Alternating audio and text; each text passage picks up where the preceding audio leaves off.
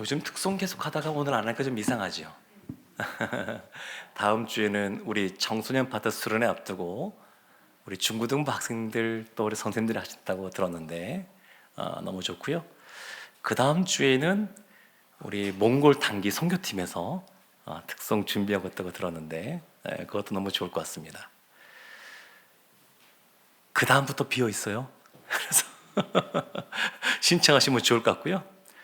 그 가정배려도 너무 좋고 뭐 다 좋습니다. 어떤 형식이든지 간에.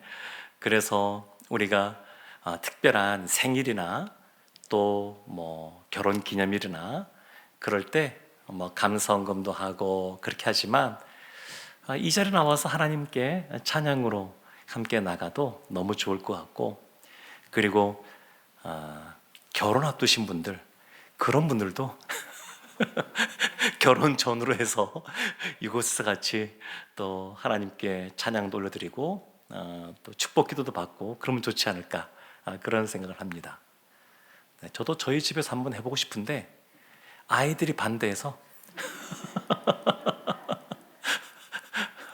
못하고 있습니다만, 누구라도 좋으니까 혼자도 좋고 부부도 좋고 가족도 좋고 순도 좋고 다 좋으니까 신청해서 이 시간에 하나님께 찬양하고 또 함께 축복하는 시간이 있으면 참 좋을 것 같습니다. 참 사람은 살아있다라고 하는 여러 가지 증거들이 있는데 그 중에 하나는 문제가 생긴다는 겁니다. 건강한 사람도 살다 보면 아프기도 하고 또 그러다가 또 회복되기도 합니다. 근데 사람은 모여 있으면 또 그냥 늘 어려움들이, 문제들이 생깁니다. 그것이 살아있다라고 하는, 이 세상에서 살고 있다라고 하는 증거가 되기도 합니다. 우리가 교회를 생활할 때 아주 모범적인 교회로 꼽는 교회가 몇 교회가 있는데 그 중에 하나가 예루살렘 교회입니다. 초대 예루살렘 교회. 그래서 초대교회로 돌아가자 그러면 가장 먼저 떠올려지는 교회가 이 예루살렘 교회입니다. 이 예루살렘 교회는 너무너무 아름답고 멋진 교회입니다. 예수님께서 부활 승천하시면서 너희들이 성령이 올 때까지 기다리라 라는 말을 듣고 120명의 성도가 모여서 기도하고 다 같이 성령의 충만함을 경험하고 그리고 힘써 나가서 복음을 증거할 때 뭐 한 번에 3,000명, 5,000명 이렇게 주님께 돌아오고 세례받고 주님의 제자가 되는 그러한 일들이 나타났던 교회. 그리고 유무상통이라고 그러죠. 필요한 사람이 있으면 자신의 것을 나누어 주고 서로 채워주는 그러한 교회.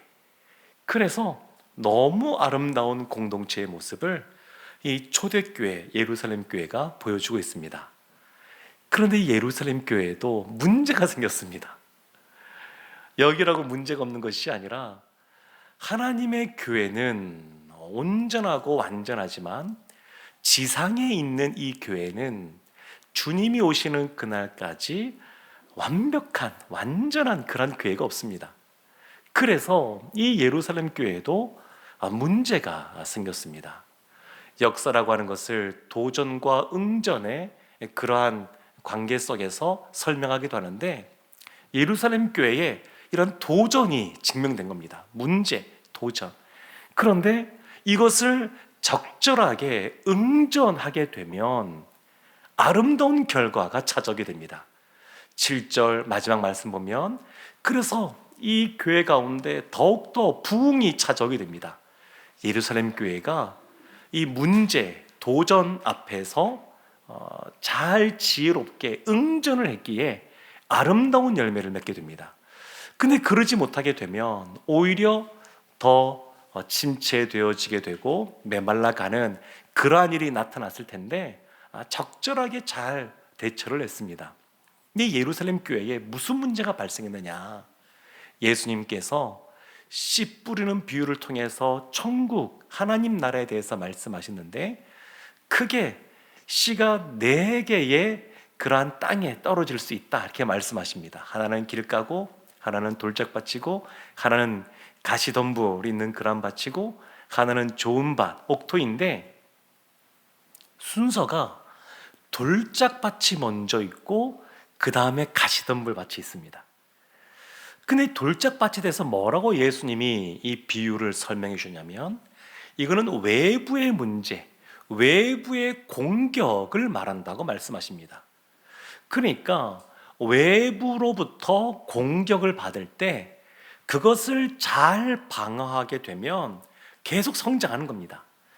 가시덤불은 뭐냐면 내부의 문제, 내부의 적에 대해서 말하는데 우리 안에 그러한 욕심, 이와 같은 내부의 문제가 발생했을 때 이것을 잘 응전하게 되면 우리의 마음밭이 좋은 밭이 되어서 열매를 맺게 된다, 이렇게 말씀하십니다. 사랑하는 성도 여러분, 어떤 게 더 어려울까요? 외부로부터 오는 그러한 어려움, 그러한 어떤 공격들, 이런 것이 더 감당하기 어려울까요? 아니면 내부로부터의 문제, 그것이 더 감당하기 어려울까요? 다 알고 계신 것 같기도 한데 아직 어린 우리 학생들 같은 경우에는 중학생 정도만 돼도 알까요? 잘 모를 것 같아요. 그때만 돼도 외부의 적이 훨씬 더 크게 다가올 수 있습니다. 닥쳐있는 그러한 시험이라든지 진학이라든지 이런 것 때문에 그것이 더 크게 느껴질 수가 있습니다. 근데 인생을 살다 보게 되면 외부의 적이 더 중요한 것이 아니라, 더 힘든 것이 아니라 내부의 적이, 내부의 문제가 내 마음을 지키는 것이 훨씬 더 중요하다는 것을 알게 됩니다. 지난 월드컵에서 우리나라가 잘 이렇게 경기하고 할 때 꺾이지 않는 마음, 이런 것 많이 회자되지 않았습니까? 근데 꺾이지 않는 마음이 게임 롤드컵이라고 그 게임에서 우승한 사람이 많이 했다 그럽니다. 근데 그 사람이 우리로 말하면 나이가 27밖에 안 됐지만 스포츠로 말하면 아주 나이가 많은 노년에 해당되는 사람인데 주변에 이런저런 시선이 있었어도 꺾이지 않는 마음 갖고 경기를 하나하나 행할 때마다 극적으로 승리해서 우승한 겁니다.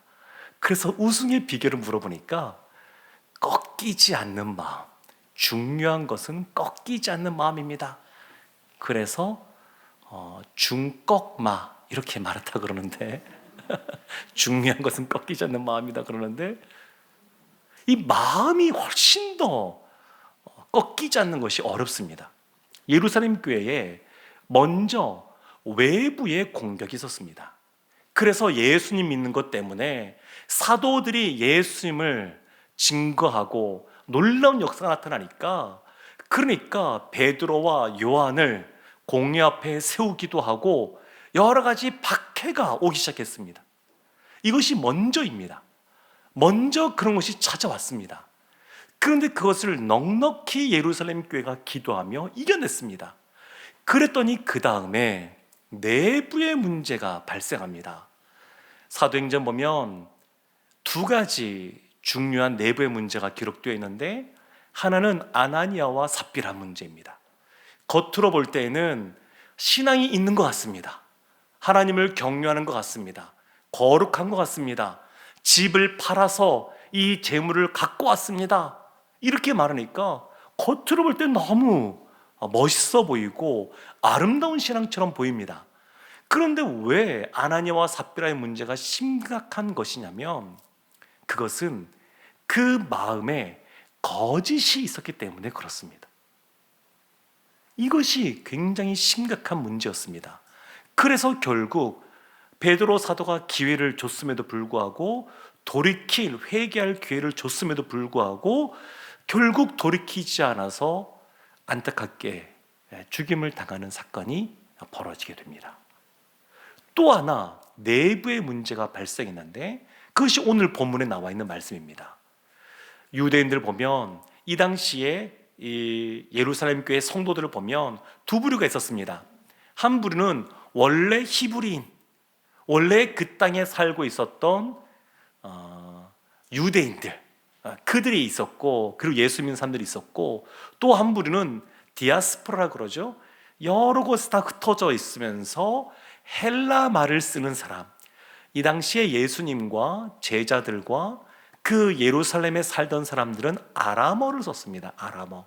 그러니까 아람어를 쓰는 유대인, 히브리인 유대인이라고 하는 그 사람들과 헬라어, 그리스어를 쓰는 디아스포라에 있었던 사람들, 그렇지만 예수를 믿게 된 사람들, 그런 성도들이 있었습니다. 예루살렘은 유대에 있습니다. 그리고 그 유대에 예루살렘 교회가 있다 보니까 성도님들 중에서 히브리어, 그러니까 아람어를 쓰는 그 유대인들이 많겠습니까? 아니면 디아스포라, 헬라어를 쓰는 유대인 성도님들이 많겠습니까? 당연히 유대 땅에 있으니까 그들이 훨씬 많습니다. 그래서 성도님들 중에 상당수는 그냥 그 땅에서 살고 있던 분들인데, 소수는 헬라 말을 쓰면서 예수님을 믿게 된 그러한 성도들이 모이게 되었습니다. 이 안에 문제가 생겼습니다. 오늘 말씀을 보면 참 아이러니하게도 안 좋은 것, 누가 욕심을 내서 그런 것이 아니라 처음의 의도는 굉장히 좋은 의도에서 시작했습니다. 구제하는 일, 선행하는 겁니다. 그런데 이 선행을 베푸는데 그 안에 다툼이 생긴 겁니다. 그래서 지금 예루살렘 교회의 첫 번째 문제는 다툼입니다. 다툼. 안타깝게도 다툼이 생겼습니다. 그냥 좋은 일을 하는데, 선한 뜻을 위해서 하는데, 교회를 위하고 성도를 위하는 마음으로 이 선행, 구제를 행하고 있는데 다툼이 생겼습니다. 헬라어를 쓰는 그 유대인들, 소수인 그들이 우리가 차별받고 있다는 겁니다. 그냥 그것을 안 받을 때에도 잘 지내는데, 그런데 이제 구제를 받다 보니까 더 좋은 뜻으로 구제를 했는데 누가 더 많이 받느냐, 더 적게 받느냐, 이것 때문에 다툼이 생긴 겁니다. 오늘날도 보게 되면 여러 가지 우리가 선한 뜻을 가지고 어렵고 힘든 분들을 찾아가서 무엇인가 나눠주고 할 때 진짜 신경 쓸 것이 뭐냐면 공평하게 나눠주는 겁니다. 아예 안 나눠주는 것이 차라리 나은데, 나눠주는 그 선행을 행할 때에 누가 차별되지 않게 라면 하나라도 누가 한 사람 더 갖게 되면 덜 가진 사람이 항의하는 일들이 벌어지게 됩니다. 이번에 2월 말에 몽골 가게 되면 우리 백무연 선교사님 사역하는 그러한 정신병 그 병동에도 가게 되고, 또 뭐 노숙인들도 찾아가게 되고 뭐 하는데, 가서 이것저것 준비해 가서 전해주고 올 겁니다. 아마 이미 거기는 체계가 되어 있어서 공평하게 할 겁니다. 아마 분명히 그럴 겁니다. 제가 바퍼 사역 이렇게 몇 번 따라가서 성도님들과 함께, 제가 설교도 꽤 여러 번 했습니다. 그분들한테 하고 밥도 퍼주고 있는데, 이 중요한 거, 밥을 똑같이 퍼줘야 됩니다. 누구를 더 많이 퍼주고 적게 퍼주면 문제가 생깁니다. 더 많이 퍼주는 사람은 딱 한 부류 있습니다. 그분들은 누구냐면 줄을 쭉 서게 되는데, 그분들이 이제 음식 먹고 올 때 그냥 질서를 잘 안 지키니까 그들 안에서 조금 목소리도 크고 힘도 있고 이런 분들이, 덩치도 크는 분들이 이렇게 질서를 잡는 분들이 있습니다. 그들 자체적으로. 그분들은 맨 먼저 밥을 먹거나 맨 마지막에 밥을 먹는데, 그분들은 배는 퍼줘야 됩니다. 이렇게 그분들 빼고 나머지는 다 똑같이 해야 됩니다. 이 굉장히 중요합니다. 똑같이 해야 돼, 똑같이. 근데 지금 이들 안에 나누어 주는 것 때문에 다툼이 생긴 겁니다. 굉장히 안타까운 겁니다. 다툼이 생겼습니다. 인류가 아담이 죄를 지은 이후에 그들이 또 큰 죄를 범하는데, 그것이 바로 바벨탑 사건입니다. 바벨탑 사건에서 하나님이 그들을 징계하여서 한 것이 뭐냐면 언어를 혼잡하게 하여서 틀어지게 한 겁니다. 그런데 성령이 임하고 그들 가운데 방언의 역사가 나타났다고 하는 것은 죄로 말미암아, 바벨탑 사건으로 말미암아 언어가 혼잡하게 되었었는데 성령 안에서 하나 되게 하는 사건이 방언의 역사였습니다. 예루살렘 교회는 지금까지 어떤 인류도 경험해보지 못했던 성령 안에서 방언의 역사 가운데 하나 되게 하신 것을 경험한 공동체입니다. 그래서 그들 가운데는 유무상통이 나타났다는 겁니다. 자신의 것을 자신으로 주장하지 않고 필요한 사람들을 위해 기꺼이 내어놓는 성령 안에서 하나됨을 힘써 지키는 공동체, 그 공동체가 예루살렘 교회였습니다. 그런데 성령 안에서 하나 되게 하셨는데 그들 안에 다툼이 벌어진 겁니다. 그래서 이것은 심각한 문제입니다. 또 하나, 이들이 다툼이 벌어졌는데, 그러니까 헬라파 그 유대인들 과부들과 헬라파 과부들과 히브리파 과부가 생겼습니다. 파벌이 생긴 겁니다. 파당이 생긴 겁니다. 고린도 교회가 너무너무 은사가 풍성하고 좋은 것이 많았지만 그들 가운데 나는 베드로파다, 나는 바울파다, 나는 아볼로파다 이렇게 막 나누어지게 됩니다. 사도 바울이 강조하는 것이 뭐냐면 내가 아니면 베드로가 아볼로가 십자가를 졌느냐, 이들이 너희들을 구원하는 존재이냐 아니지 않느냐 이렇게 강조합니다. 갈라디아 5장에서도 육체의 일을 말하면서 이와 같이 단을 짓는 것, 분열하는 것에 대해서 아주 강력하게 경고합니다. 근데 이 모습이 어디서 나타나냐면 예루살렘 교회에서 나타난 겁니다. 너무너무 아름답고 그리고 우리가 돌아가기를 원하는 그 예루살렘 공동체 가운데 내부적으로 이 문제가 발생해서 다툼이 생기고 파벌이 생겨버리고 만 겁니다. 그런데 이 문제, 이 도전에 대해서 사도들이 어떻게 응전을 하게 되냐면 오늘 말씀에 보면 그렇게 말합니다. 사도들은 하나님 앞에 기도와 말씀 가운데 부르심을 받았다.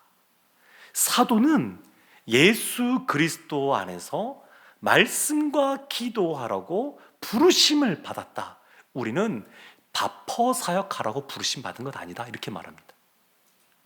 그리고 이 사역을 위해서 해결책을 제시하는데 너희 중에 이렇게 시작합니다.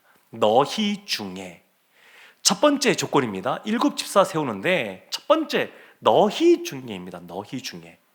우리도 이제 다음 주죠. 중직자 선출하는 시간이 있는데 기준이 있습니다.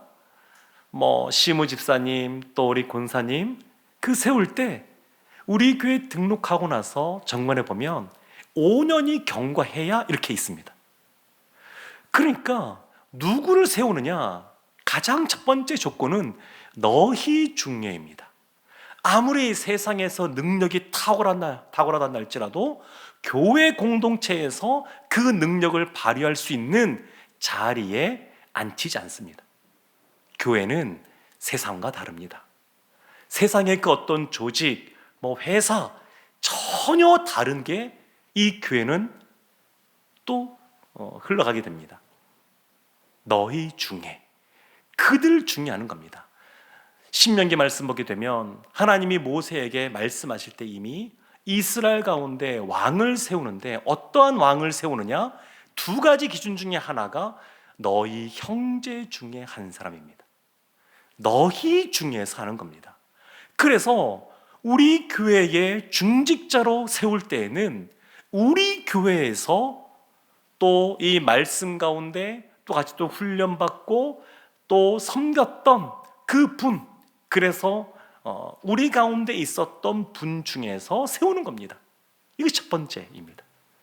두 번째는 성령과 지혜가 충만한 사람, 뒤에는 성령과 믿음이 충만한 사람, 이렇게 나오는데 성령과 믿음이 충만한 사람을 세우는 겁니다. 이런 생각을 해볼 수 있습니다. 밥을 푸는데, 회계를 하는데, 이 회계 업무 하는데 성령 충만한 사람을 세울 필요가 있습니까? 그러면 상식적인 세상의 대답은 뭐냐면 상관없지요, 이겁니다. 아니, 밥 퍼주는데, 굳이 하는데 굳이 성령 충만한 사람을 세울 필요가 있습니까? 그 업무 하는데 그냥 열심히 육체적으로 이렇게 잘 퍼주면 되고, 공정하게. 그리고 또 재정 같은 거 볼 때에 그냥 산수 잘하고 또 정직하고 이런 사람 세우면 되지, 굳이 성령 충만한 사람 세울 필요가 있습니까? 할 때 상식적인 답변은 필요 없다는 겁니다. 그런데 성경의 답은 분명합니다. 당연하다입니다. 교회는 어떤 사람이 특별히 리더십을 갖느냐, 섬기는 자리에 가느냐, 성령 충만한 사람이 감당하는 겁니다. 그 사람의 능력이나 사회적인 지위나 그런 건 아닙니다. 그러니까 장로님으로 세워질 때에도 어떤 분들이 감당하느냐, 세상에서는 어떤 자리에 올라가게 되면 또 많은 또 돈도 써야 된다, 이렇게 말하기도 하는데, 교회는 그렇지가 않습니다. 교회는 성령 충만한 사람을 세우는 겁니다. 지혜와 믿음이 충만한 사람을 세우는 겁니다. 하나님의 영이 함께하는 사람, 그 사람이 세워지는 겁니다. 물론 초대교회 때부터 보게 되면 박해가 있을 때에 그 사도 또 목사님들과 더불어서 장로님들이 선교의 1순위였습니다. 그 초대교회는 장로님들이 잘 되고 싶어 하지 않았습니다. 그래서 누구를 세웠느냐? 자원하는 사람을 세웠습니다. 왜 그랬을까요? 순교의 자리에 누구보다 가깝기 때문에, 그 자리에 가깝기 때문에 그냥 자원하는 사람을 세울 수밖에 없었습니다. 성령과 믿음이 충만할 뿐만 아니라 또 자원하는 사람을 그래서 세웠었습니다. 그리고 장로님들도, 회당도 보게 되면 회당의 재정을 누가 가장 많이 감당했냐면 회당장들이 감당했습니다. 이 현실입니다. 오늘날 교회도 마찬가지지요. 그렇지만 실제로 세워질 때는 누가 세워져야 되느냐? 성령 충만한 사람, 믿음 충만한 사람, 지혜 충만한 사람, 그런 분들이 세워져야 됩니다. 이미 권사님이시고 또 시무집사이신 분들 중에서 오늘 목사님 말씀 들으니까 왠지 마음에 찔림이 있습니다, 어떻게 할까요? 이렇게 고민하시는 분이 계시다 그러면 걱정할 필요 없습니다. 하나님이 세우셨으면 그렇게 사람을 만들어 가십니다. 그래서 그렇게 빚어 가십니다. 혹 우리가 부족하고 연약한 가운데 세워졌다 그러면 하나님이 만드실 줄 믿고 그렇게 하나님 앞에 갈망하며 나아가면 하나님이 그렇게 만들어 가십니다. 다 만들어진 다음에 세워지면 좋겠지만 때로는 그렇지가 않습니다. 세워지고 난 이후에 하나님이 만들어 가시기도 하십니다. 그래서 이 말씀을 듣고 아무래도 마음에 찔림이 있어서 도저히 안 되겠습니다, 이런 분은 저에게 오지 마셔요. 다 기도하시고 넉넉히 감당할 수 있도록 하시면 좋을 것 같습니다. 제가 우리 교회 이제 부임하고 나서 처음으로 이 선거가 있어서 이제 여러 가지 진행되는 것, 제가 이렇게 직접적으로 많은 거 관여하지 않습니다. 지금 7 집사를 세우는데 방법을 보면 너희 중에 성령과 지혜와 믿음이 충만하고 또 하나님과 사람들에게 칭찬 듣는 사람을 세우라라고 하고 그들이 세웁니다. 사도가 지금 세우지 않습니다. 그러니까 우리 지금 이제 공동의회에서 사람을 선출하는데 그 방식입니다. 사도가 지금 직접 임명하지 않습니다. 물론 사도를 도와서 그의 그 말씀 가운데 그 사역들을 해가겠지만, 근데 지금 사도가 직접 하고 있지 않습니다. 그래서 우리 장로님들이 성모관리위원회도 구성하고 그리고 다 이렇게 위원으로 섬기시면서 애써서 같이 하고 있습니다. 그래서 이번 주에 공고가 날 텐데 저는 가급적 이전에 해왔던 것이 있으니까 그걸 무시할 수 없습니다만, 공고가 나면 스스로 저는 이거를 안 하고 싶습니다, 이런 분은 없었으면 좋겠습니다. 스스로 후보 사퇴하겠습니다, 이런 분들은 없었으면 좋겠습니다. 이전부터 그렇게 왔기 때문에 그런 분이 나올 수도 있습니다. 네, 해왔으니 그럴 수 있습니다. 그런데 하나님 앞에 내어 맡기는 겁니다. 이 모든 것은 결국 기도하며 나갈 때 하나님이 세워 가실 텐데, 하나님 앞에 세워지면 겸손하게 그것을 감당하면 되고, 혹 이번에 세워지지 않으면 또 겸손하게 하나님께서 이번에 나를 세우지 않으신 것도 하나님의 뜻이다라고 하는 것을 인정하고 그냥 그렇게 감사하면서 찬양하기를 원합니다. 교회에 중직자가 세워진다고 하는 것은 너무너무 아름다운 일이고 좋은 일입니다. 구제하는 것 선행입니다. 좋은 겁니다. 그런데 그 모든 것 가운데 사람들의 생각이 들어가기 시작하면 다툼이 생길 수가 있고, 더 심하면 분파가 생길 수도 있습니다. 그런데 이것은 주님께서 원하시는 것이 아닙니다. 성령 안에서 그 혼잡했던 언어를 하나로 통일시키시고, 그리고 그 공동체 가운데 유무상통의 그런 아름다운 모습을 만들어 가신 하나님께서는 우리가 하나 되기를 원하십니다. 세 번째 조건이 그겁니다. 하나님과 사람들에게 칭찬 듣는 사람입니다. 하나님께 칭찬 듣는 것, 교회 안에서 칭찬 듣는 것 뿐만 아니라 세상 사람들로부터도 칭찬 듣는 사람을 세우라는 겁니다. 왜 이런 사람을 세워야 될까요? 성령 충만할 뿐만 아니라 왜 이와 같은 사람들을 세워야 되겠습니까? 그래야 그 가운데 다툼이 생기지 않습니다.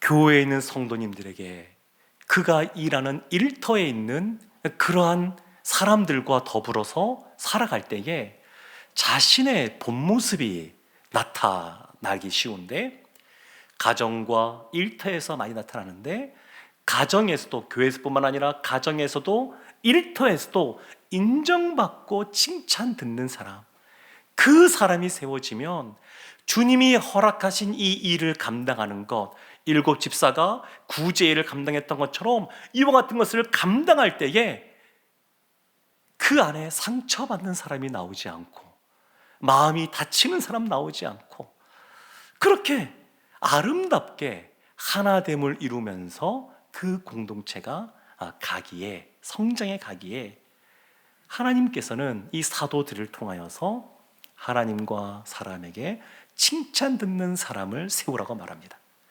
근데 이렇게 말하니까 마음에 부담이 될 수도 있습니다. 다 이렇게 말하기가 좀 쉽지가 않죠. 우리 가운데 완벽한 사람이 없으니까 이 말을 들으면 부담이 될 수 있습니다만, 이것도 하나님 앞에 기도하며 나아가면 하나님이 우리 약함을 아시고 약할 때 강하게 하시는 은혜를 내리실 줄로 믿습니다.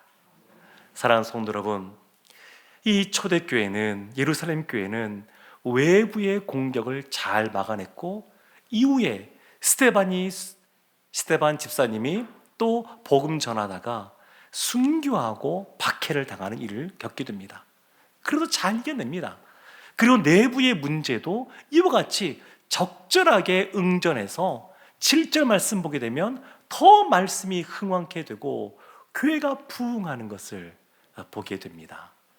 사랑하는 성도 여러분, 때로는 우리가 이렇게 삶을 살아가면서 하나님 앞에 나는 이런 사람입니다, 이렇게 변명하면서 살고 싶은, 척하는 신앙으로 살고 싶은 그러한 유혹에 빠질 때가 있습니다.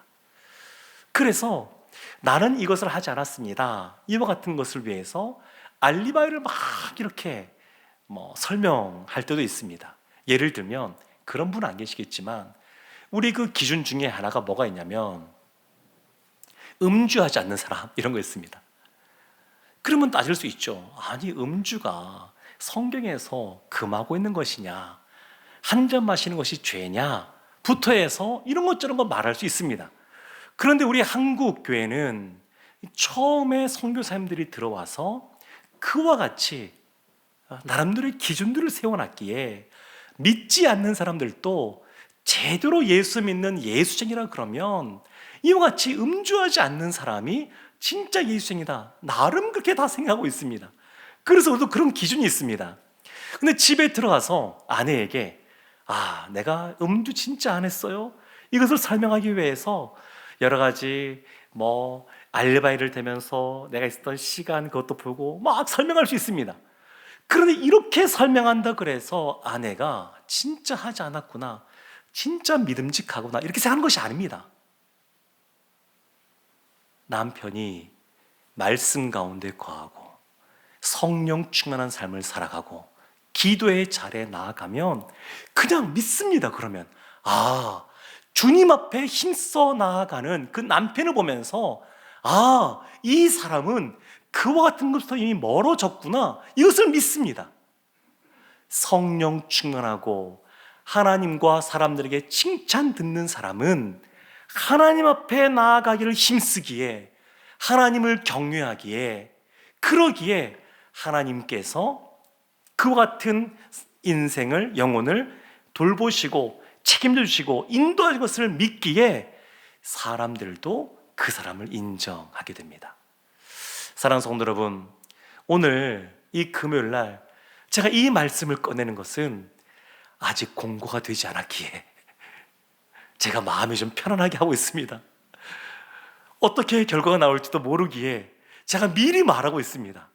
그만큼 이 일은 사실은 중요한 일이면서 틈이 생길 수 있는 것입니다. 하나님의 공동체가 성장해감에 있어서 정말로 큰 도전을 받는 것은 내부의 분열입니다. 다툼입니다. 이와 같은 일, 사실 하나님 앞에 우리가 다 같이 온 교회가 기뻐하고 즐거워해야 될 일인데 이 일로 말미암아 조금의 틈도 생기기 원치 않습니다. 인간적인 생각이 드나기를 원치 않고 오직 하나님께서 영광 받으시기만을 원합니다.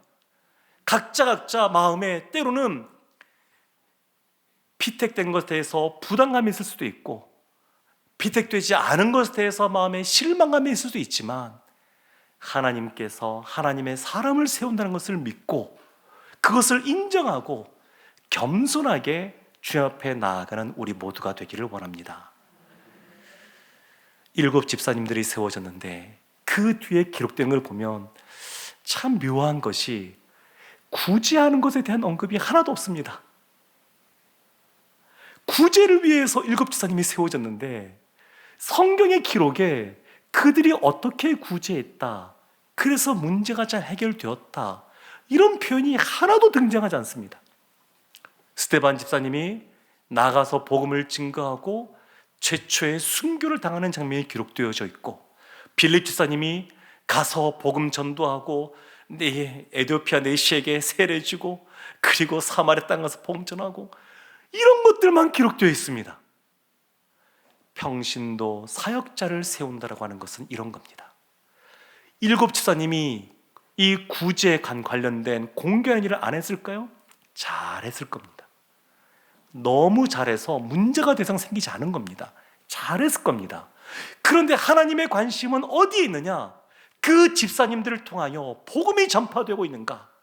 그 집사님들을 통하여 영혼들이 주 앞에 돌아오고 있는가? 거기에 관심이 있습니다. 그래서 이번에 피택자 교육할 때에 전도 현장에 같이 나가면 어떨까? 저는 생각하고 있습니다. 집사님들도 7 집사님들도 복음 전한 일에 누구보다 앞장섰으니까 이번에 피택되시는 분들도 누구보다 먼저 전도 현장에 나가고 영혼들을 주님께 데리고 오고, 이것이 더 중요한 겁니다. 교회에서 맡겨진 일들을 잘 감당하시겠죠. 너무너무 귀하고 아름다운 겁니다. 그렇게 하셔야 됩니다. 근데 그거보다 더 중요한 것은 영혼에게 관심이 있고 그들을 사랑하는 마음으로 그들에게 복음을 증거하는 삶을 살아가는 겁니다.